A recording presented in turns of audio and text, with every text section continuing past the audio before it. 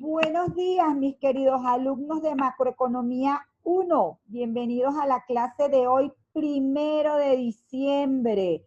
Espero de verdad que estas Navidades sean muy bonitas, que haya sido un año lo mejor posible y sobre todo que no haya ocurrido nada demasiado malo en sus vidas y que bueno, diciembre entonces les permita disfrutar en armonía, con moderación, cuidándose, entendiendo que estas Navidades son atípicas y especiales porque hay un nuevo individuo por ahí entre nosotros que se llama COVID-19, pero bueno, que igual de todas maneras manteniendo las respectivas precauciones, sea un diciembre sabroso, ¿sí?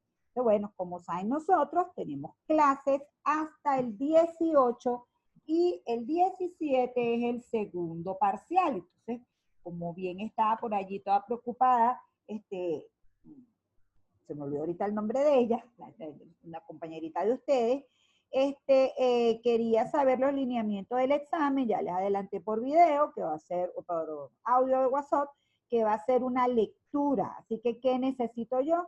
Necesito que ustedes mantengan muy presente la guía 1, donde están los conceptos básicos. Es muy importante que si todavía no se han familiarizado plenamente con los conceptos, lo hagan.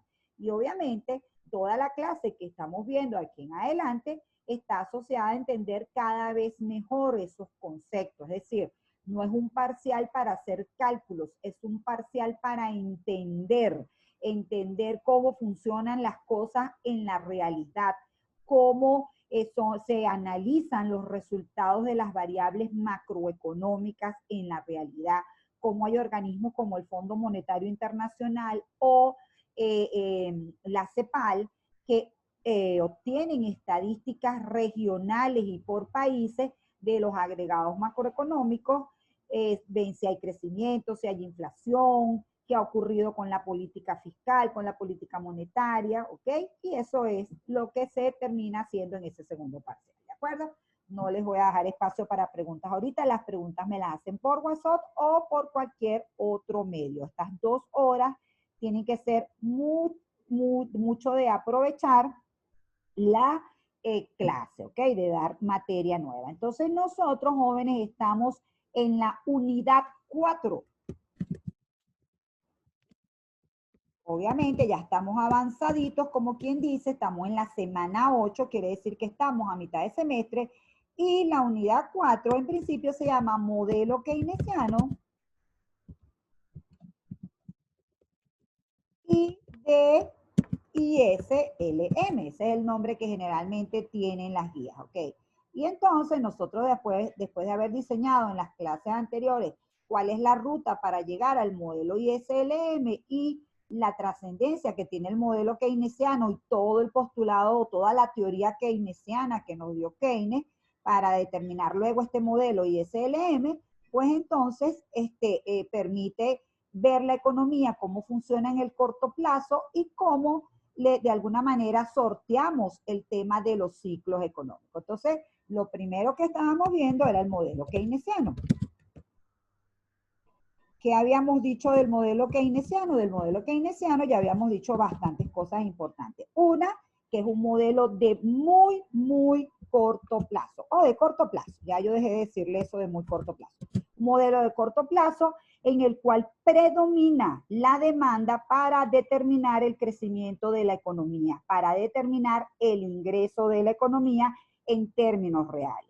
Esto le permitió a Keynes darnos unas poderosísimas herramientas a los agentes o a las autoridades económicas para implementar política fiscal y que esa política fiscal fuera tremendamente efectiva para sacar las economías de la recesión. Recuérdense que el modelo de Keynes surgió después de la Gran Depresión de los años 30, donde una prolongada y aguda caída del PIB real dejó en tela de juicio todo lo que decían los clásicos, porque aun cuando había capacidad para producir, y cuando había empresarios y aun cuando había trabajadores, pues resulta que el ingreso había perdido 20, 30 y hasta 40% de nivel con respecto a los periodos anteriores y el desempleo estaba en unos niveles altísimos, ¿ok?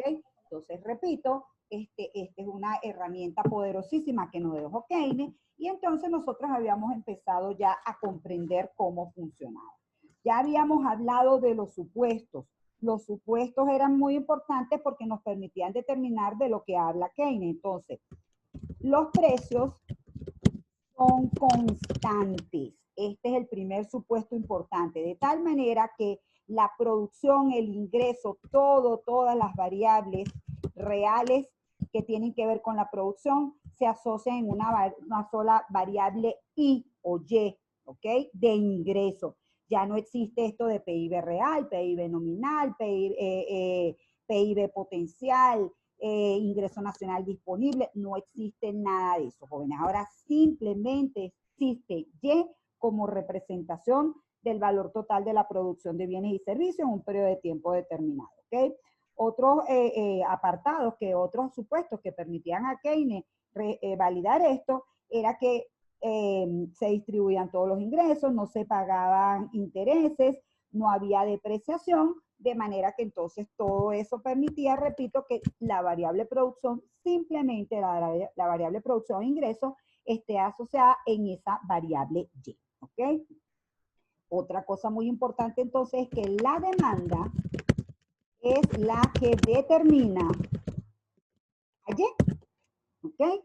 Recuérdense entonces que nosotros ya habíamos hablado de que existe la oferta agregada, como esa producción de bienes y servicios que producen las empresas para producir y vender, y ahora el indicador de oferta agregada es Y por otro lado entonces existe la demanda agregada, es decir, cómo es gastada esa producción de bienes y servicios o cómo es gastado ese ingreso, y sabemos que se gasta en consumo o que se gasta en inversión.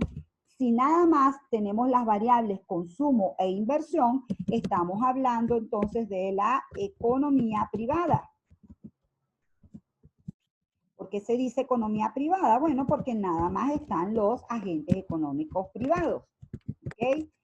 Si a esa demanda agregada nosotros le incluimos la actuación del sector público, del lado de la demanda agregada vamos a incluir una variable que se llama gasto del gobierno. Esto lo vamos a llamar economía mixta.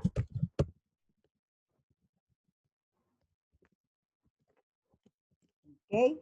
Si además nosotros incluimos, es decir, en vez de ser una economía cerrada, es una economía que comercializa con el resto del mundo, la demanda agregada va a quedar incluidos los componentes consumo, más gasto, más inversión, más X y menos M. Como a estas alturas nosotros ya hemos hablado bastante de estos componentes, pues no hay que explicar ninguno de ellos, simplemente recalcar que dependiendo de cuántos elementos tenga la demanda agregada, o estamos en economía privada, o estamos en economía mixta, o estamos en economía abierta. Simplemente eso es lo que tenemos que saber allí. ¿Okay? Nosotros entonces llegamos a plantear completamente el modelo keynesiano, eso sí, solamente para una economía que tenía el sector privado solamente, ¿ok? Hasta ahí llegamos. Entonces dijimos que en el modelo keynesiano las cosas eran bastante distintas a cómo las habíamos estado viendo con el modelo de oferta y demanda agregada. Lo primero que pasaba es que no aparece la variable precios en la gráfica, sino que en la gráfica de cruz keynesiana, esto se le llama cruz keynesiana, aspa keynesiana, modelo keynesiano, ¿ok? Cualquiera de esas connotaciones significa lo mismo. Entonces, la cruz keynesiana, lo primero que caracterizaba a la cruz keynesiana es que contenía una bisectriz. ¿Qué era una bisectriz? Una bisectriz era una línea que dividía en dos partes iguales a el eje cartesiano. Entonces, en esa bisectriz, nosotros teníamos que allí estaba la igualdad entre oferta agregada y demanda agregada, que era un elemento referencial. Realmente nos iba a servir esa bisectriz para tenerla planteada como la línea de oferta agregada. en esa bisectriz, en el lado de las X, perdón, en esta gráfica, en el lado de las X, y va a estar la oferta agregada, que como sabemos es Y en este lado de la gráfica iba a estar la demanda agregada, y entonces si esto era una economía privada, pues hasta ahora la habíamos visto solo con dos componentes, los componentes privados que son el consumo y que son la inversión, ¿ok? ¿Qué ocurría entonces? Que la demanda agregada iba a ser una función. Esta función iba a partir de un valor distinto de cero, es decir, esta función iba a tener un punto de partida de corte en el eje de las y eso lo íbamos a llamar A. ¿A de qué? A de absorción. Y allí iba a estar representadas las variables autónomas del modelo keynesiano, porque resulta que este modelo tiene variables autónomas o exógenas y tiene variables endógenas o que se determinan dentro del modelo. En una economía cerrada, ¿cuáles eran las variables autónomas? El consumo autónomo, que es un consumo que no depende del ingreso, y la inversión, que en el modelo keynesiano es autónoma, es decir, es determinada fuera del modelo por las decisiones de los agentes económicos. Entonces, repito, partía de aquí. Y luego la función de demanda agregada que nos decía, bueno, que esta era una demanda agregada que estaba en función del ingreso. Entonces, en este sentido, esta función era así, demanda agregada va a ser igual a los componentes autónomos que en este caso incluyen la suma del consumo más la inversión, más la pendiente de esa recta que era una C chiquita que correspondía a la propensión marginal a consumir, que multiplicaba o dependía del ingreso disponible, ¿sí? O sea, al final lo que significa esto es que la demanda agregada va a crecer en una porción que depende del ingreso y que es esta que está aquí. Habíamos llegado a adelantar que esa C chiquita, que yo generalmente no le voy a decir C chiquita, sino le voy a decir propensión marginal a consumir, para ubicarla, para que no haya dudas de qué es lo que estoy preguntando, y que esa propensión marginal a consumir, jóvenes, no era más que en cuánto variaba el consumo cuando varía el ingreso. Parece que si tuviéramos la posibilidad de tener aquí el signo de delta, pues ese sería el que pondría, pero como no tengo, pongo esa BAR como señal de la variación, ¿sí? Entonces, repito, esto es lo que es la propensión marginal a consumir. Si ven, es precisamente la pendiente de esta línea que está aquí, porque obvio, aquí nada más están participando como variable que depende del ingreso, el consumo, porque la parte que tiene que ver con la inversión está aquí en el componente autónomo. ¿Qué ocurría en el punto donde se intersectaban la variable, la función de consumo con la bisectriz? Aquí en esta bisectriz, aquí sí va a estar simpático cómo voy a hacer esto. Déjenme un segundito. Supongo que voy a agarrar esta curvita que está aquí y voy a hacer así.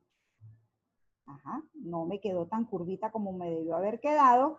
Esto es para señalar, jóvenes, que esta es una curva que tiene una pendiente de 45 grados, ¿ok? Entonces, esa es la bisectriz. Y donde se cruzan estas variables, entonces, recuerden que tampoco podemos hacer las líneas puntiagudas, por eso esto no nos queda nada simpático, pero bueno, es lo que tenemos. Aquí, donde se intersectaban esas dos variables, ¿quién me decía que se obtenía? ¿Quién me dice que se obtiene ahí?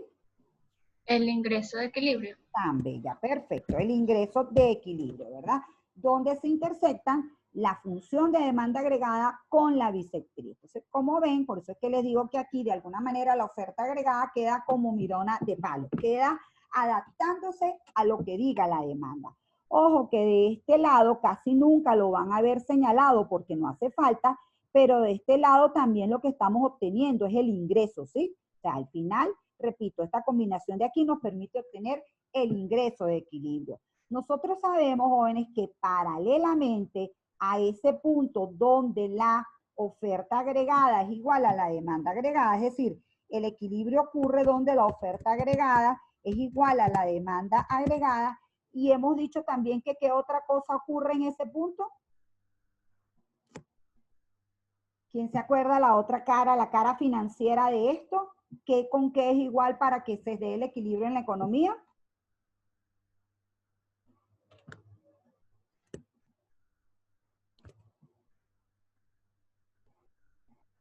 El ahorro igual a la inversión, ¿cierto? Por aquí estos chats que están ustedes, el ahorro igual a la inversión. Perfecto, Wenderly.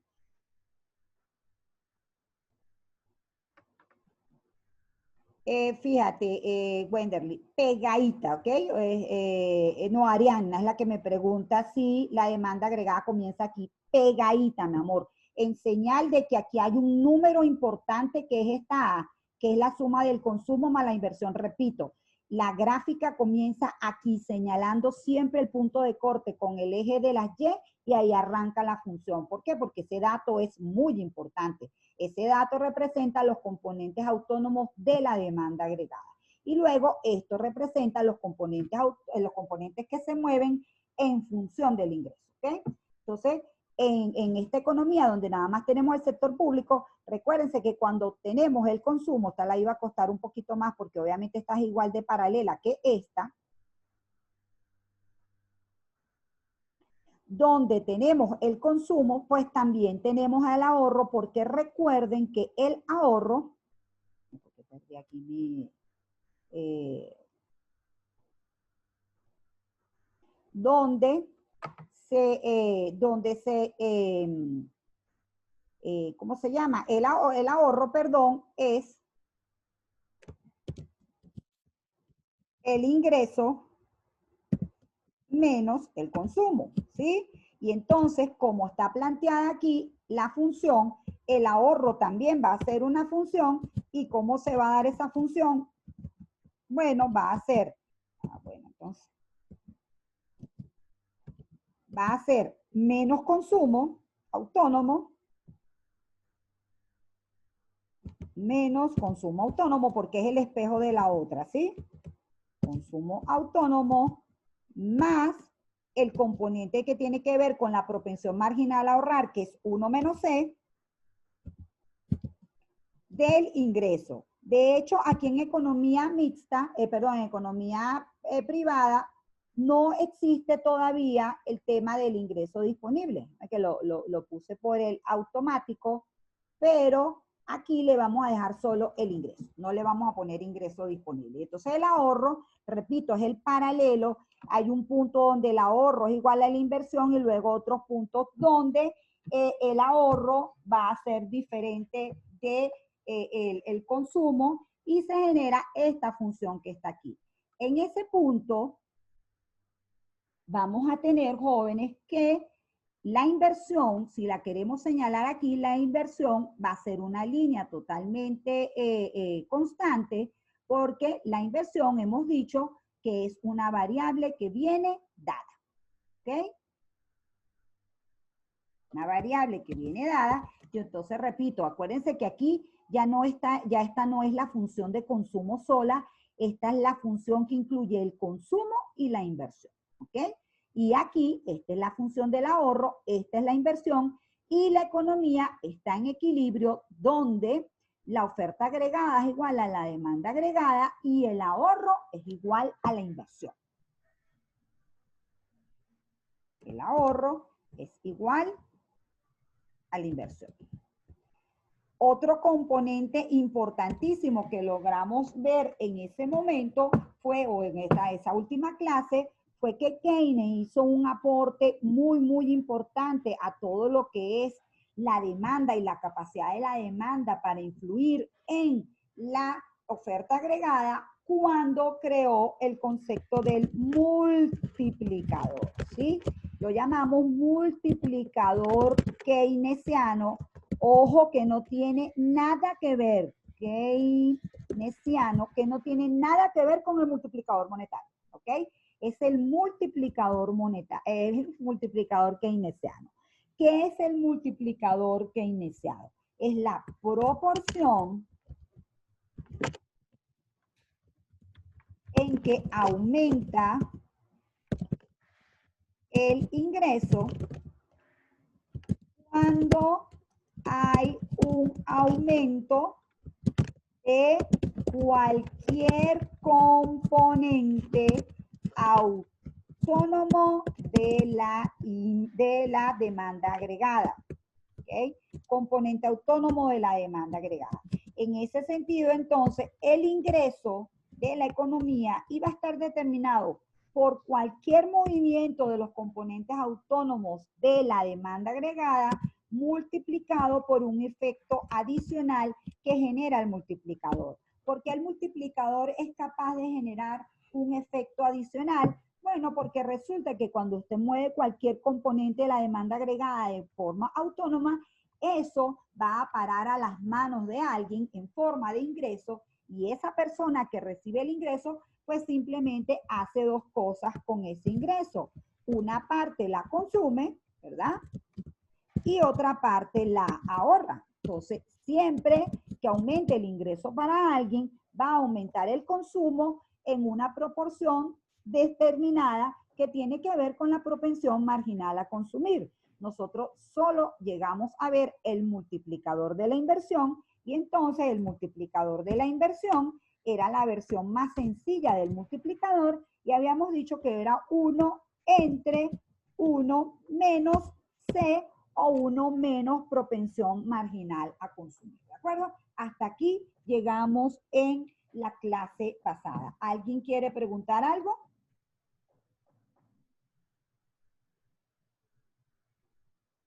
¿Está todo bien? Me han seguido perfecto, todo chévere. Ahí tenemos 20 personas, qué bueno, gracias a las 20 personas que están aquí con nosotros.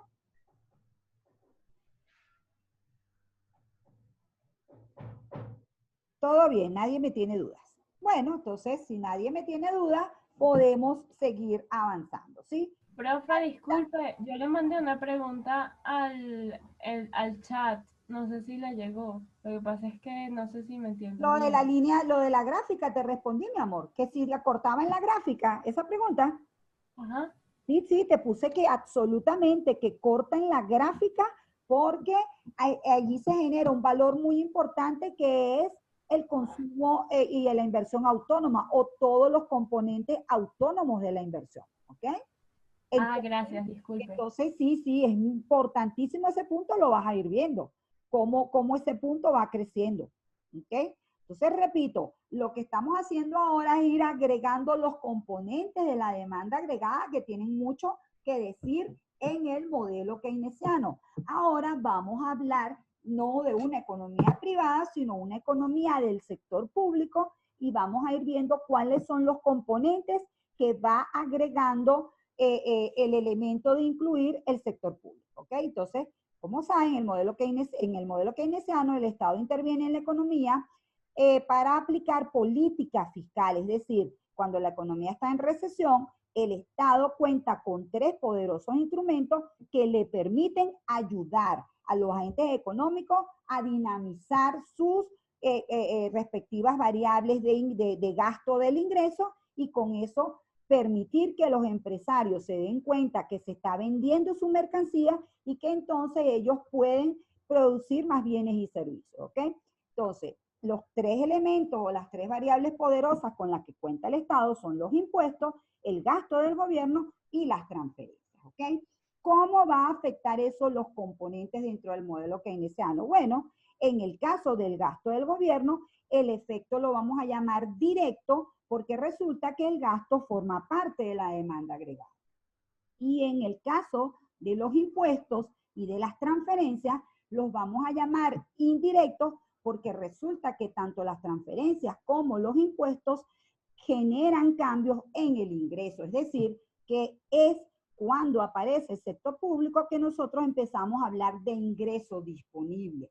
¿Por qué empezamos a hablar de ingreso disponible? Porque resulta que el Estado tiene la función de redistribución de la renta y en esa función de redistribución de la renta le quita ingreso a algunos agentes económicos en forma de impuestos y le da ingreso a otros agentes económicos en forma de transferencia. Entonces, esta actuación neta que tenga aquí el gobierno entre los impuestos y las transferencias va a generar el ingreso disponible. Inclusive no es una cosa neta de que simplemente tú restes aquí, sino que va a haber agentes económicos que van a pagar impuestos y van a tener un menor ingreso disponible, con lo cual van a tener menos para consumir y ahorrar, y van a haber otros agentes económicos que van a recibir una transferencia. Esa transferencia la van a gastar en la proporción que diga la proporción marginal a consumir, ¿ok? Entonces, veamos ahora cómo nos modifica el modelo keynesiano el incorporar el sector público. Entonces, repito, ahora aquí en la demanda agregada no colocamos solamente la variable I, sino ponemos ID, en señal que ahora la función de consumo depende del ingreso disponible. En el caso de la componente aquí de la A de absorción, los elementos empezamos a incorporar el elemento gasto del gobierno. Acuérdense que el gobierno gasta en compra de bienes y servicios y en pago de los empleados públicos, ¿ok?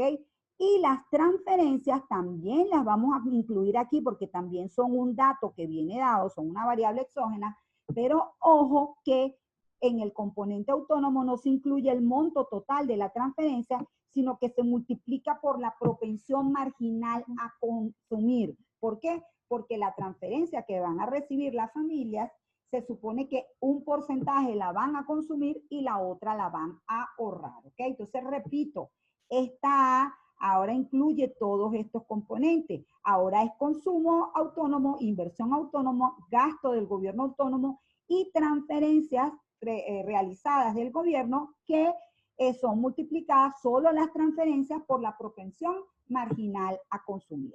Ese es todo el cambio que ocurre en la absorción. Pero resulta que el gasto también modifica la pendiente de la curva. ¿Por qué modifica la pendiente de la función de la demanda agregada?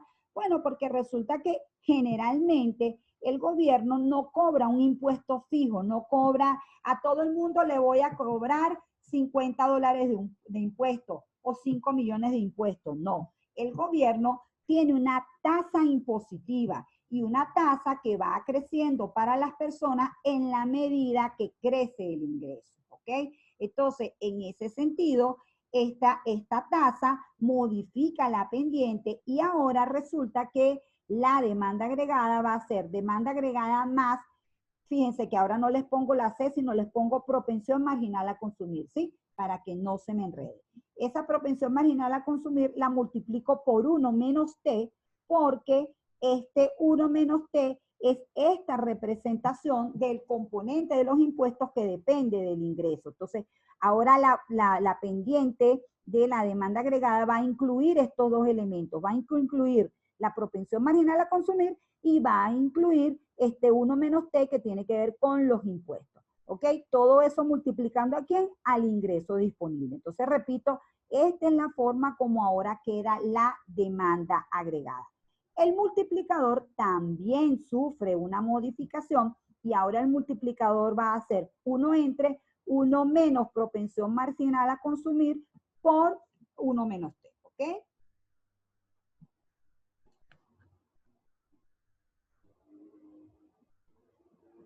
Aquí lo tienen. K es igual a 1 entre 1 menos propensión marginal a consumir por 1 menos T. Repito, este es el multiplicador para una economía mixta.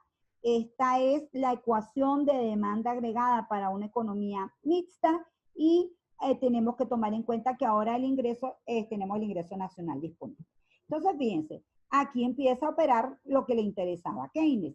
Si nosotros, entonces, el gobierno decide aplicar una política fiscal expansiva y para ello aumenta el gasto, pues entonces fíjense lo que ocurre. Hay un desplazamiento de la demanda agregada, ¿verdad?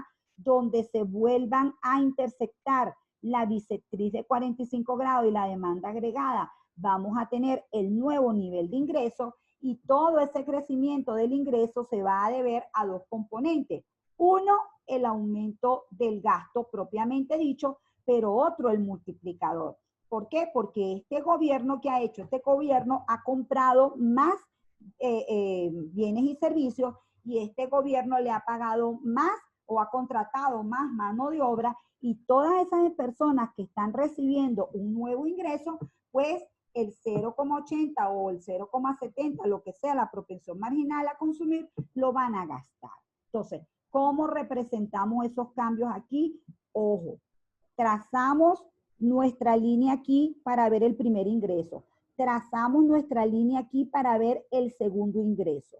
Donde el punto que va desde el desplazamiento de la primera curva a la segunda, obtenemos el incremento del ingreso por aumento del gasto.